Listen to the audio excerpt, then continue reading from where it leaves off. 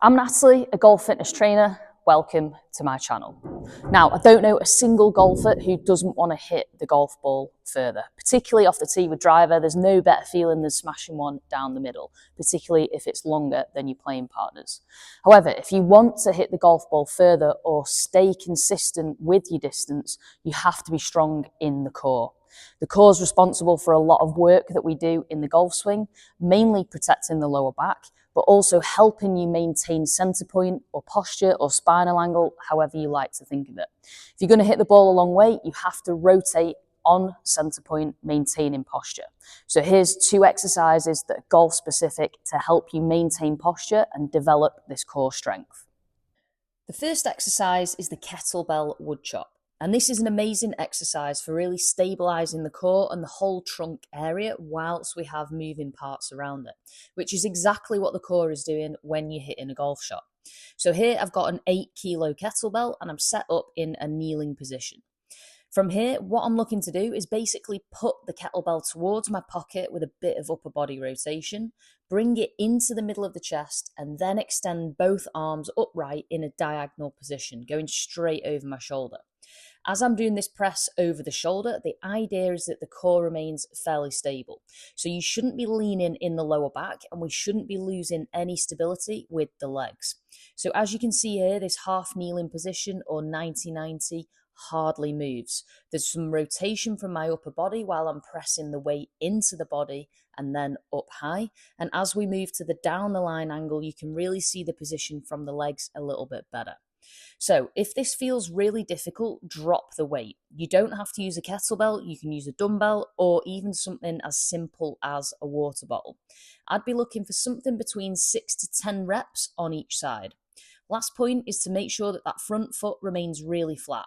Drive some pressure through the ground because this is exactly what you would have to do when you're hitting golf shots. We use our feet just as much as we use the rest of the body, so get in good habits and do that here as well. Next, we have the mountain climbers with the feet against the wall. The idea of this is that driving the feet against the wall really fires up the core. So this is way trickier than it looks. So set yourself up in press up position, feet completely flat against the wall. From here, what you're going to do is drive one knee to the opposite elbow. As you do this, allow some twist or rotation through the trunk and the whole upper body area, maintaining the arms nice and straight and keeping the shoulders fairly still and roughly level to the hips. As you do this, you're going to alternate legs. So try to keep this really smooth. And every time that leg goes back to the wall, you really have to press the foot nice and tight. This will extend through the hips, so you might feel a little bit of a stretch. This is much trickier than you think it is. So we'd be looking for something between 5 to 10 reps on each leg. Really build it up and get that core firing. If you're finding this difficult, take out the rotation with the knees, and all you're going to do is simply learn to hold a plank position with the feet tight to the wall. So just set yourself up in that press up or plank position and learn to hold it. Anything between 20 to 45 seconds is a great start. Practice this first, then move back to that rotational element. This video is sponsored by GX Golf Gloves. Tour quality gloves at way cheaper prices than your usual brands. And hate to say it, but they actually do fit like a glove. Check them out on the website and you can use the code PRO10 for 10% off. So that's 2 golf-specific exercises to really strengthen the core in this trunk section to help you hit the golf ball further. And of course, more consistent. There's no point in it being long if it's out of bounds.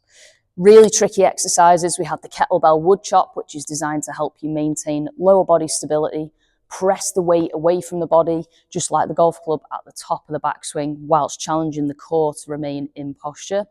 Then we had the mountain climbers with the feet assisted on the wall, creating some rotation through the trunk, whilst again maintaining frame and posture.